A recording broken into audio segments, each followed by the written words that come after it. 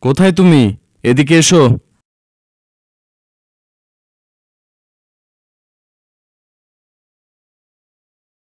আসসালামু আলাইকুম।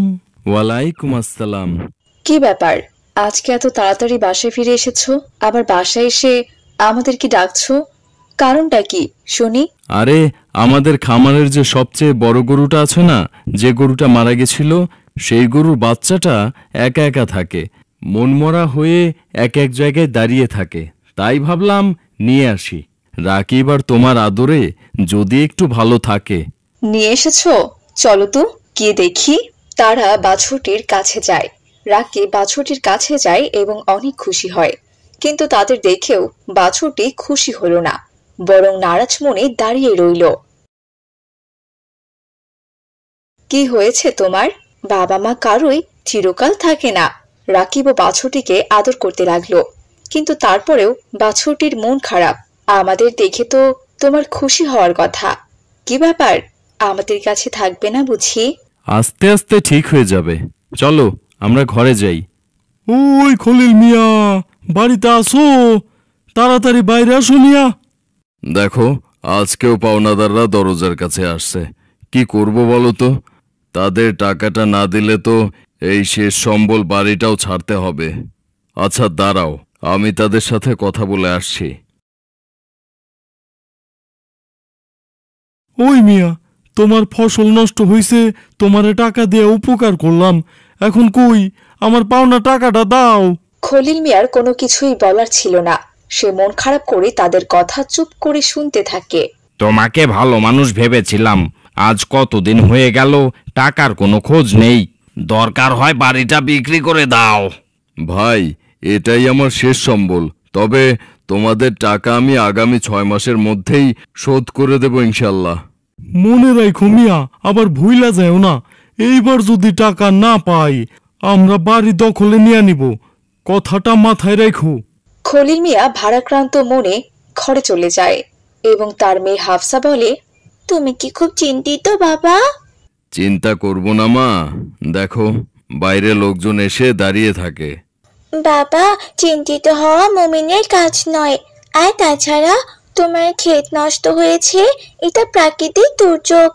আল্লাহ তাআলা বিভিন্নভাবে মানুষকে পরীক্ষায় ফেলেন। তুমি ধৈর্য ও সালাতের মাধ্যমে যাও। আসমান থেকে ফয়সালা আসতে হয়তো দেরিও হতে পারে, তবে ধৈর্যহারা হওয়া যাবে না বাবা। খলিল মিয়া মেয়ের মুখে এইসব কথা শুনে অনেক আনন্দিত হয়। তুমি আজাদ সাহেবের কাছে যাও, আপাতত দেখো কিছু টাকা ধার আনতে পারো কিনা। ঘরে তো একদমই কোনো খাবার নেই। খলিল মিয়া রাকিবদের বাড়িতে কাজ করে। সে কিছু টাকা ধার আনার জন্য তাদের বাড়িতে চলে যায়। মা, এই বাছুরটা তো দেখছি কিছুই খাচ্ছে না, কি করব? তখন আজাদ সাহেবের ফোনে একটা কল আসে এবং তাকে শহরে যেতে বলা হয়। এই, কে ফোন দিল তোমাকে? তোমার বাবা যেতেই বলেছেন। কি করবে? তুমি কি যাবে? আগের মাসেও বলেছিলেন যাইনি, এবার ইনশাল্লাহ যাব। কিন্তু আব্বু, এই বাছুরটাকে কি করব? তখন সেখানে হাফসার বাবা খলিল মিয়া চলে আসে। আসসালামু আলাইকুম। ওয়ালাইকুম আসসালাম। কি ব্যাপার, তোমার মন খারাপ কেন খলিল মিয়া? খলিল মিয়া তাকে সবকিছু খুলে বলে।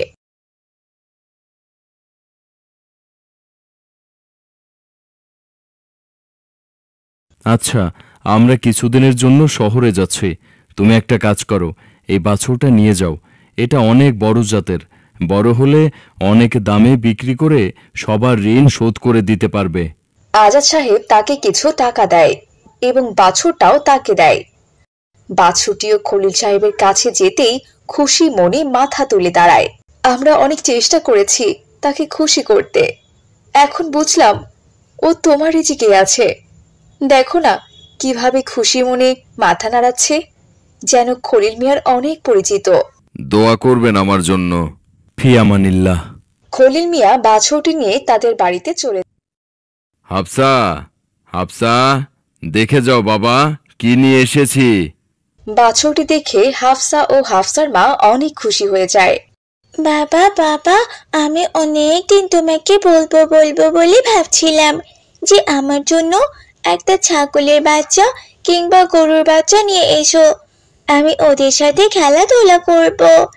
কিন্তু আমাদের তো ছাগল কেনার মতো তেমন কোনো টাকা নেই। আজ আমার ডাক মহান আল্লাহ তাআলা কবুল করেছেন। এটা কে দিয়েছে? আজাদ সাহেব দিয়েছেন। এই বাছুরটির মা নেই। হাফসাদের দেখে বাছুরটিও খুব খুশি হয়। আচ্ছা মা, দেখো, আল্লাহ চাইলে আমাদের ভাগ্যও পরিবর্তন হয়ে যেতে পারে। হাফসা প্রতিদিন সেই বাছুরটিকে নিয়ে ঘুরে বেড়াতো।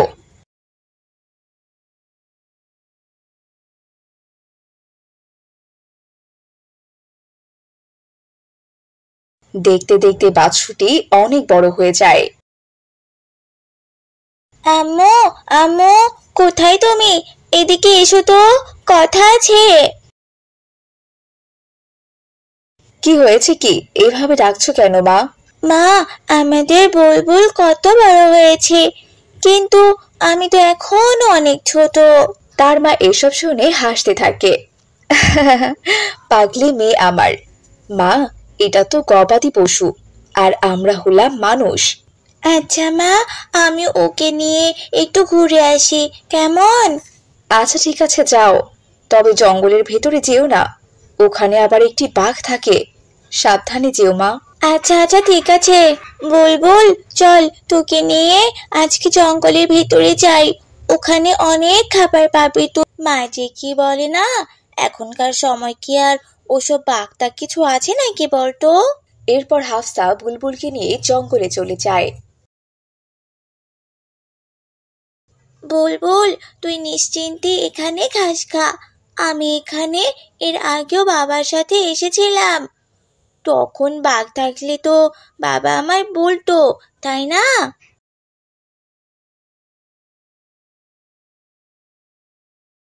বুলবুল, মা মা সত্যিই বলেছিল, ওই যে বাঘ। বুলবুল, বাঘ। তুই এখান থেকে চলে যা বুলবুল, চলে যা, ভাগ এখান থেকে, চলে যা। তারপর বাঘটি তাদেরকে তাড়া করতে শুরু করে।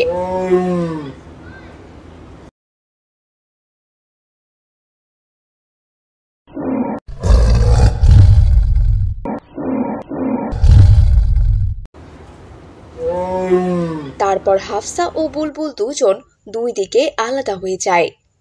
এদিকে 6 মাস পার হলে পাওনাদারেরা টাকার জন্য খলিল সাহেবের বাড়িতে আসে। কি ব্যাপার, আমাদের টাকা কই?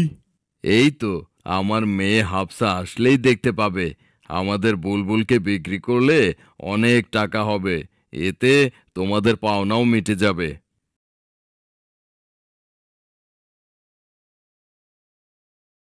কি ব্যাপার মা, কান্না করছো কেন? বাবা, বাবা, বুলবুল। কি হয়েছে বুলবুলের? তা তোমার মেয়ে তো একাই আসলো, কোথায় তোমার গুপ্তধন বুলবুল? এরপর হাফসা তার বাবাকে সব কথা খুলে বলে।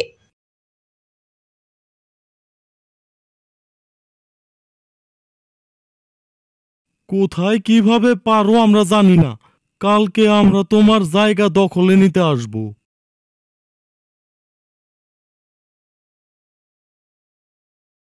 চলো মা, আমরা গিয়ে দেখে আসি বুলবুলকে বাঘে খেয়ে ফেলেছে নাকি এখনো বেঁচে আছে। হাফসা ও খলিল মিয়া বুলবুলকে খুঁজতে বেরিয়ে পড়ে। বুলবুল, কোথায় তুমি? আমরা তোমাকে নিতে এসেছি। খুঁজতে খুঁজতে বিকেল পেরিয়ে সন্ধ্যা হয়ে যায়, কোথাও বুলবুলকে পাওয়া গেল না।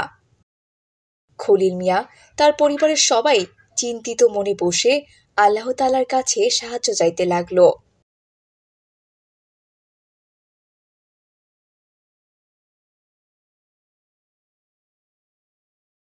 মা, বাবা, ওই দেখো, দেখো, বুলবুল ফিরে এসেছে।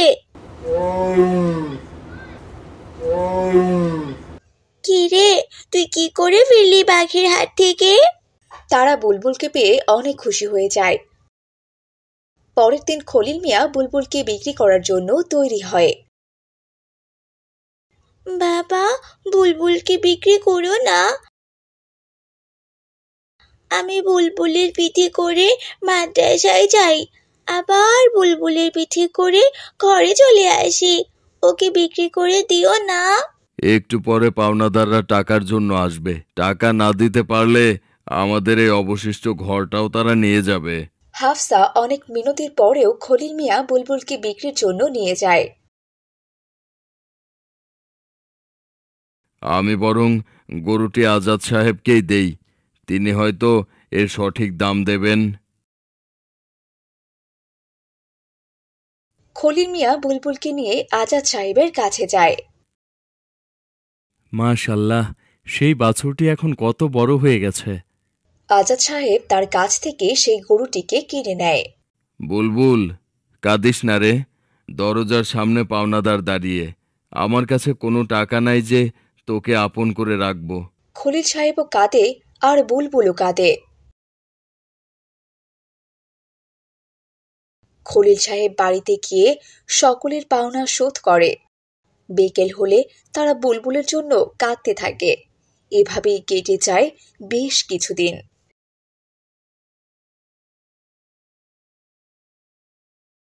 আচ্ছা বাবা, বুলবুলকে কি তারা জবাই করে খেয়ে ফেলবে?